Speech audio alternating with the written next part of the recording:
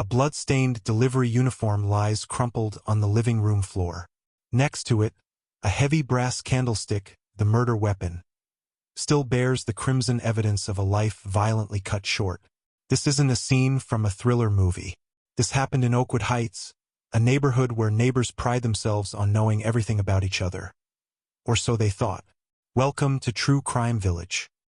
I'm Johnson, and today we're examining how a seemingly ordinary package delivery transformed into a deadly confrontation between a husband, his unfaithful wife, and the man who thought he could have it all. Have you ever looked at someone you love and wondered what secrets they might be keeping?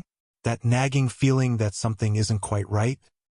For Nathan Carter, those doubts eventually led him to discover his wife's betrayal in the most devastating way possible, and resulted in a moment of rage that would cost one man his life and another 25 years of freedom.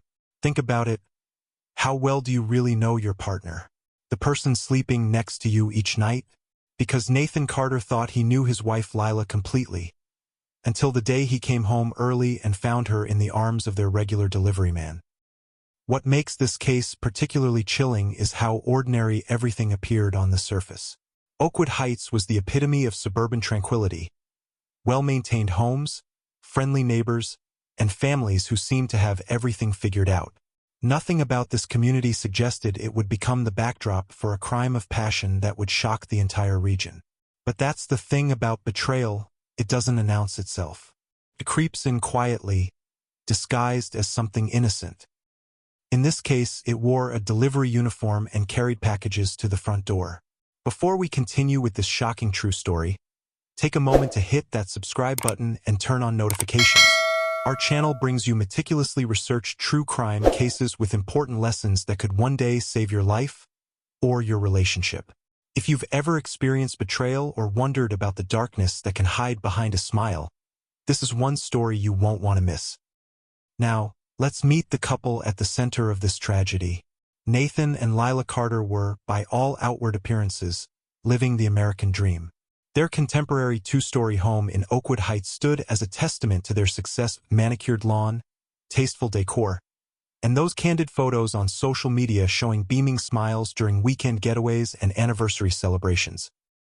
Friends described them as the golden couple, college sweethearts who had been together for nearly a decade, married for 8 years.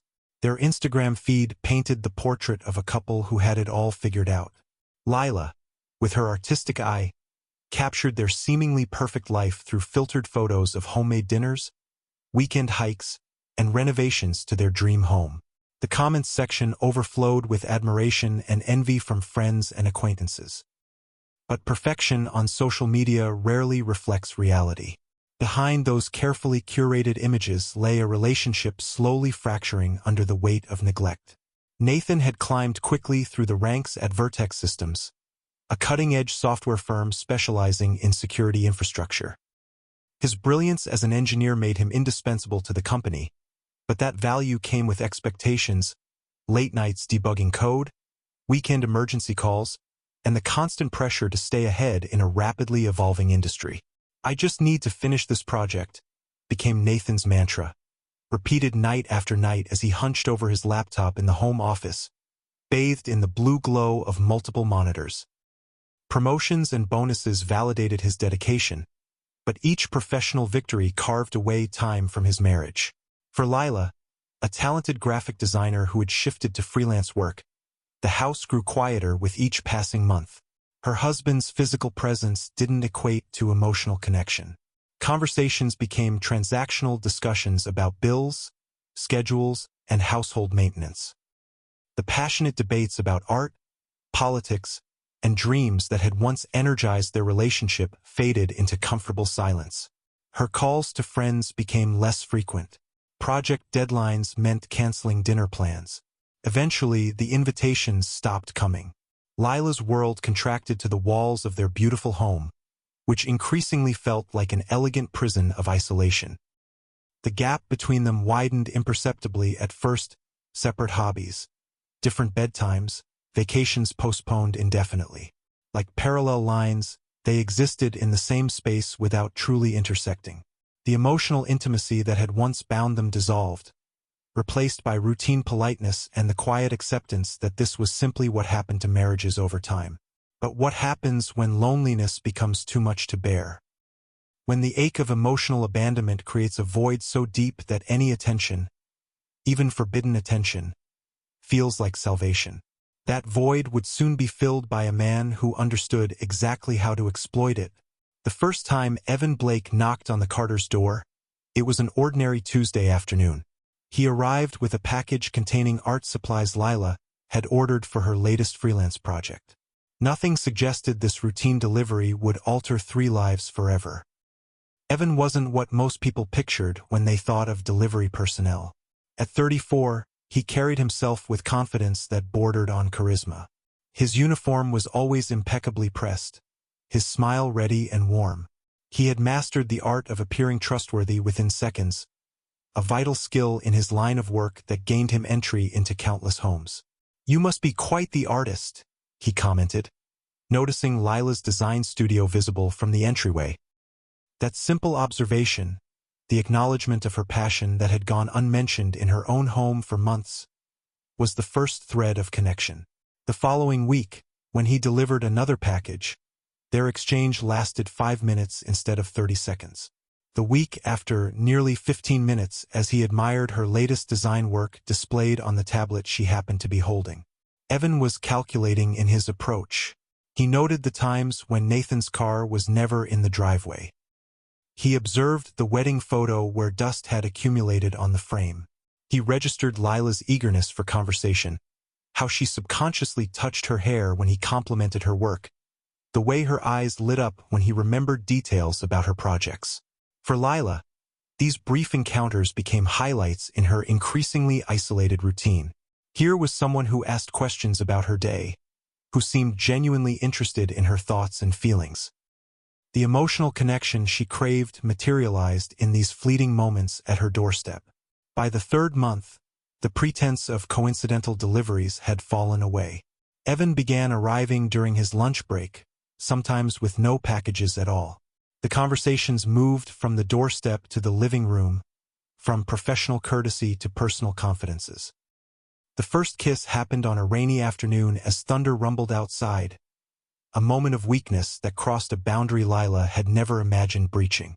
The physical affair that followed wasn't about lust as much as it was about being seen, being valued, being desired again. With each clandestine meeting, Lila's emotions tangled further.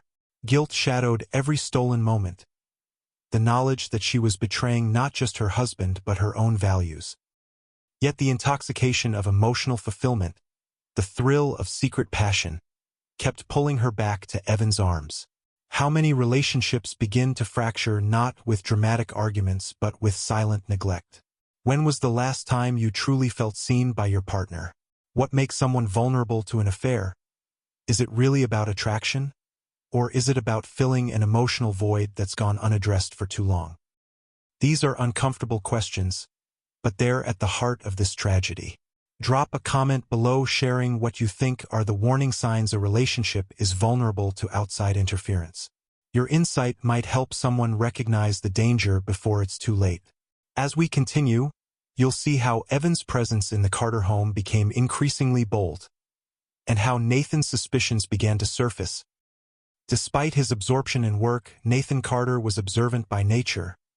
It was what made him exceptional at debugging complex code. Small inconsistencies began to register in his consciousness like anomalies in a program. Lila's sudden interest in her appearance after months of work from home comfort, the mysterious charges for lunch deliveries when she typically prepared meals at home, the way her phone now remained face down on tables. His first thought wasn't infidelity. Perhaps she was planning a surprise, or maybe she had finally found a new social circle. But other signs accumulated her jumpiness when he came home unexpectedly. Fragrance that wasn't her usual perfume lingering in the living room, the increasing frequency with which their doorbell rang during his work hours. Nathan began tracking these anomalies methodically, the way he would approach debugging software. He noted dates, times, and correlating behaviors in a password-protected file on his laptop. He examined credit card statements more carefully. He called home randomly during the day, noting how long it took Lila to answer and the breathlessness in her voice when she did. "Is everything okay?" he asked one evening, watching her reaction closely. "Of course," she replied with a smile that didn't reach her eyes. "Just busy with deadlines." The confirmation came on a Wednesday afternoon. A client emergency had forced the cancellation of Nathan's meeting, freeing up his schedule unexpectedly. Something intuition, perhaps, made him park 2 blocks from home and approach on foot. Through the partially open living room blinds, he witnessed what his mind had refused to consider. His wife in the arms of a man wearing a delivery uniform. The shock froze him in place. His breath caught painfully in his chest as his world collapsed into a single devastating image. He didn't confront them, not then. Instead, he retreated silently, his entire body numb except for the searing pain in his chest. For 3 days, Nathan moved through his life like a ghost, processing the betrayal. He slept in the guest room, claiming a persistent headache. He observed Lila with new eyes, noting how she checked her phone when she thought he wasn't looking, how her excuses for deliveries had become more elaborate. The software engineer in him needed verification, needed data. The husband in him needed to understand the extent of his humiliation. With cold determination, he ordered miniature cameras online, having them delivered to his office rather than home. What would you do if you discovered your spouse's betrayal? Would you confront them immediately, driven by raw emotion? Or would you collect evidence first, approaching the situation with calculated precision? The path Nathan chose would ultimately lead to irreversible consequences. The cameras arrived in a plain cardboard box. 3 miniature wireless devices, each no larger than a coin, designed to transmit to Nathan's private server. With the precision of an engineer, he installed them during Lila's weekly grocery trip, one in the living room air vent, another disguised within a bookshelf decoration, the third monitoring the front entrance. For the next week, Nathan lived 2 lives. The husband who left for work each morning with a distracted kiss on his wife's cheek, and the wounded observer who retreated to his office during lunch breaks to review footage that cut deeper than any physical wound. The evidence accumulated in neat digital files on his encrypted drive. Tuesday, 1:24 p.m. Evan arrives with no package, stays for 47 minutes. Thursday, 2:15 p.m. Passionate embraces on the couch Nathan had helped Lila select at their favorite furniture store. The following Monday, whispered promises and plans for a future that didn't include Nathan. Each video clip was a knife twisting in his chest. He watched his wife transform with another man, laughing, passionate, alive in ways she hadn't been with him for years. The intimacy wasn't just physical. It was the emotional connection that devastated him most. The way she confided her dreams, her frustrations, her loneliness to this stranger in a delivery uniform. The confrontation came during a thunderstorm, nature's dramatics providing a fitting backdrop. Nathan had prepared meticulously, transferring key video clips to his tablet. He waited in the darkened living room, only a single lamp illuminating his face as Lila returned home, shaking raindrops from her hair. "We need to talk," he said, his voice unervingly calm. The color drained from Lila's face at his tone. "About what?" Without a word, Nathan turned his tablet toward her, pressing play on the first video. Her gasp filled the room as she saw herself and Evan on the screen. "How long?" Nathan's question cut through her stammered denials. The confession poured out between sobs, 3 months of deception, of moments stolen while Nathan buried himself in work. She kneeled before him, makeup streaking down her face, pleading for forgiveness. It was loneliness, she explained, not love. A mistake born of emotional starvation, not a reflection of her feelings for Nathan. "It's over. I'll end it completely. Please, Nathan. We can fix this." Her hands clutched his, searching for any sign of mercy. For hours they talked, truly talked, for the first time in years. Painful truths emerged about neglect on both sides, about expectations unmet and needs unexpressed. Dawn found them exhausted, emotionally drained, but with a fragile agreement. One chance to rebuild what they had lost. Lila promised to cut all contact with Evan. Nathan promised to address the distance he had allowed to grow between them. They slept in the same bed that night, backs touching but not embracing the physical embodiment of their tentative peace. But promises made in the emotional aftermath of discovery are easier spoken than kept. And neither of them anticipated Evan's reaction to being dismissed. The text message was simple: "It's over.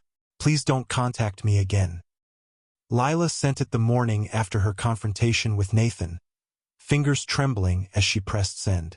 She blocked Evan's number immediately afterward, deleted his contact information, and attempted to close that chapter of her life. Evan had different plans. The first bouquet arrived the next day, white roses left on the porch with no card. Nathan found them when he returned from work, his jaw tightening as he silently disposed of them in the outdoor trash bin. The second delivery came 2 days later, a small jewelry box containing a silver bracelet that matched Lila's eyes. She showed it to Nathan with hands shaking from anxiety, proving her commitment to transparency. By the second week, Evan abandoned subtlety. He resumed his delivery route through their neighborhood, his van conspicuously parked across the street during his breaks. He appeared at the coffee shop where Lila occasionally worked, claiming coincidence while his eyes conveyed determined pursuit. "He drives by the house at night," Lila confessed one evening, her voice barely audible. "I've seen his van 3 times this week." The psychological weight crushed both Carters. Lila jumped at every doorbell, every notification on her phone. Her work suffered as concentration became impossible. Deadlines missed as she constantly checked window blinds and door locks. Dark circles formed under her eyes as sleep evaded her, guilt and fear forming a potent insomnia. Nathan's response transformed from reconciliation to vigilance. He installed additional security cameras outside their home. He began leaving work early without telling Lila, partly to catch Evan in the act, partly to reassure himself of his wife's fidelity. Trust, newly fragile, strained under the pressure of Evan's persistent presence. The handwritten letters began arriving in their mailbox, page after page of desperate declarations. "We belong together," one read. "He can't love you like I do," claimed another. "I won't give up on us," promised a third. Each envelope lacked a return address but carried the unmistakable scent of Evan's cologne. Tension filled every corner of the once peaceful home. Conversations between Nathan and Lila became strained, circular discussions about restraining orders versus avoiding provocation. Their attempts at reconnection were constantly interrupted by the shadow of the man who refused to disappear.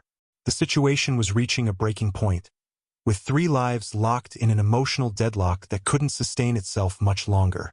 Something had to give, and tragically it would. If you're invested in understanding how this volatile situation explodes into violence, hit that like button right now and share this video. The psychological factors that transform ordinary people into headline news deserve more attention. And what happens next reveals exactly how thin the line between control and catastrophe truly is. Autumn leaves scattered across the driveway as the sun began its early descent on that fateful Thursday. The quarterly review meeting at Vertex Systems had ended an hour ahead of schedule, surprising even Nathan. He considered texting Lila but decided against it.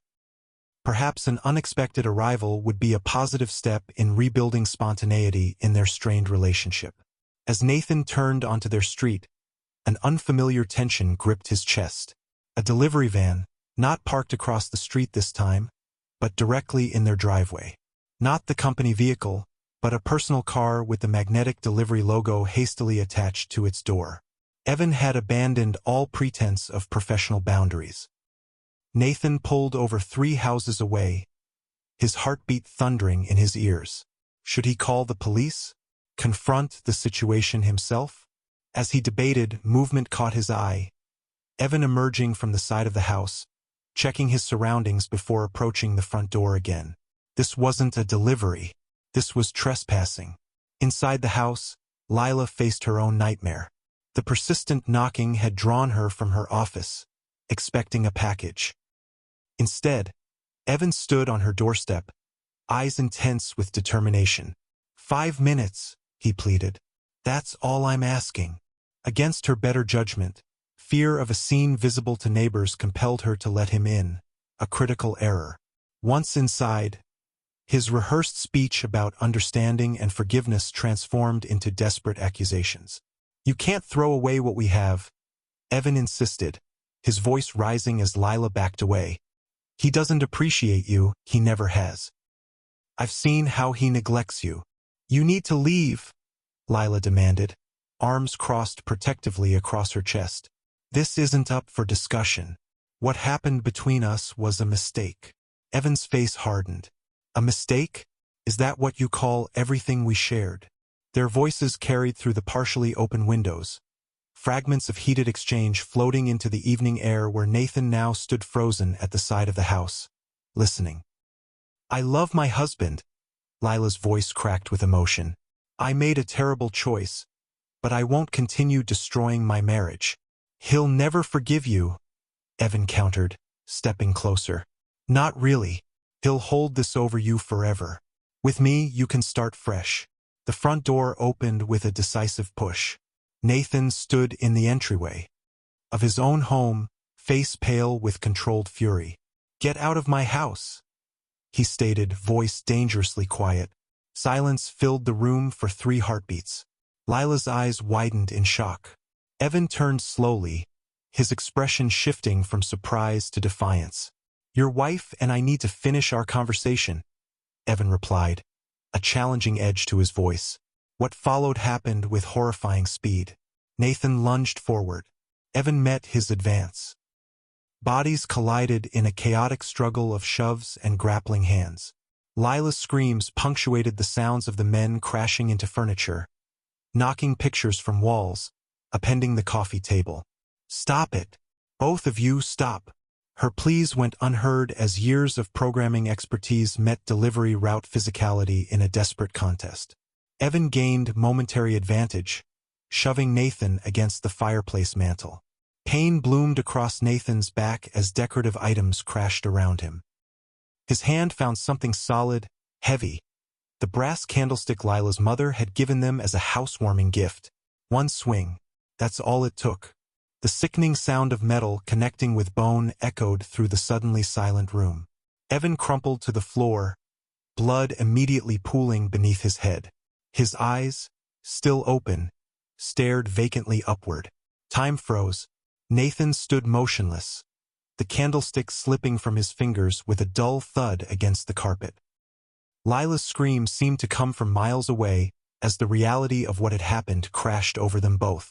I didn't mean to, Nathan whispered, looking down at his hands in disbelief, but intent no longer mattered. The steady spread of crimson across their living room floor marked the irrevocable division between life before and after this moment. The emergency call came from Lila at 6:23 p.m., her voice barely coherent through sobs. Please help. My husband. There's been an accident. First responders arrived within minutes, their vehicles bathing the quiet street in rhythmic red and blue flashes that drew neighbors from their homes to witness the unthinkable. Nathan sat on the front steps, head in his hands, as officers approached with caution. He offered no resistance as they read his rights and secured his wrists with handcuffs. One officer later noted in his report that Nathan appeared completely detached, as though his body remained while his mind had fled the scene. Inside, paramedics confirmed what was already apparent. Evan Blake, 34, had died instantly from blunt force trauma to the temporal region. Crime scene technicians methodically photographed the blood-stained candlestick, the disturbed furniture, the delivery uniform, now evidence in a homicide investigation.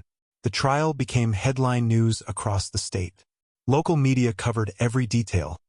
The software engineer who snapped, the unfaithful wife, the persistent delivery man. The prosecution painted Nathan as a calculating killer who had installed surveillance equipment and waited for his opportunity. The defense argued temporary insanity. A good man pushed beyond his limits by repeated provocation and the destruction of his marriage. In the end, the jury rejected both extremes. The conviction, second-degree murder. The sentence, 25 years with possibility of parole after 18 years. As the judge delivered the ruling, Nathan stared straight ahead, his expression unchanged since that fatal evening, a mask of numb disbelief. For Lila, the verdict marked only the beginning of her punishment. Though legally innocent, the court of public opinion showed no mercy. Anonymous notes appeared in her mailbox. "Homewrecker, you caused this. 3 lives destroyed by your selfishness." Her freelance clients quietly found other designers. Friends stopped calling. 6 months after the sentencing, Lila sold the house for well below market value, desperate to escape the whispers and stares. She left no forwarding address, taking only personal belongings and leaving behind the furniture that had witnessed the tragedy. According to county records, she relocated to a small apartment in a city 3 states away, where she legally changed her surname. The Carter home remained vacant for nearly 2 years. Potential buyers were deterred by its history, despite dramatic price reductions. When it finally sold, the new owners completely renovated the interior, removing the fireplace, reconfiguring the living room, exorcising all physical reminders of what had occurred within those walls. Yet in Oakwood Heights, the story endures. Residents still point out the house to visitors in hushed tones. The delivery company implemented new protocols requiring signatures for all packages. The Neighborhood Watch program doubled its membership within weeks. But could this tragedy have been prevented? At what point in this chain of events could different choices have led to different outcomes? Was it when Nathan buried himself in work, creating the emotional void that Evan exploited? When Lila sought external validation instead of addressing marital problems directly? Or when Evan refused to accept rejection, transforming attraction into dangerous obsession? The tragedy of Nathan, Lila, and Evan reveals uncomfortable truths about human relationships. At its core, this case exemplifies how silence can become the most dangerous force in a marriage. When Nathan and Lila stopped truly communicating, they created a vacuum where resentment, loneliness, and eventually betrayal flourished. Every relationship faces challenges, career demands, changing priorities, the mundane routine of daily life. But when couples fail to address these challenges directly, they create invisible fractures that weaken the foundation of their connection. Nathan assumed his professional success would compensate for his emotional absence. Lila chose temporary validation over difficult conversations about her needs. This case also illustrates how seeking external comfort rather than confronting relationship problems creates far more damage than the original issues. Affairs don't solve loneliness. They layer deception onto existing problems, multiplying the eventual pain for everyone involved. Perhaps most disturbing is how quickly obsession can turn to violence when rejection occurs. Evan's inability to accept Lila's decision transformed him from pursuer to predator. His escalating behavior, the constant presence, the unwanted gifts, the refusal to respect boundaries, represents warning signs that should never be ignored. The ripple effects extend far beyond the immediate participants. Families on both sides lost loved ones. One to prison, another to death. A neighborhood's sense of security shattered. The psychological trauma inflicted upon witnesses and first responders continues long after the headlines fade. If you found value in today's examination of how ordinary people can make choices with extraordinary consequences, please hit that subscribe button and turn on notifications. Your engagement helps us reach others who might benefit from these crucial life lessons. Have you witnessed warning signs of obsession in relationships around you? Share your thoughts in the comments below. Your insight might help someone recognize dangerous patterns before tragedy strikes. Next week on True Crime Village, we explore how a family vacation turned deadly when decades of hidden resentment finally surfaced. What happens when the perfect family holiday becomes the perfect opportunity for revenge? Subscribe now so you don't miss it.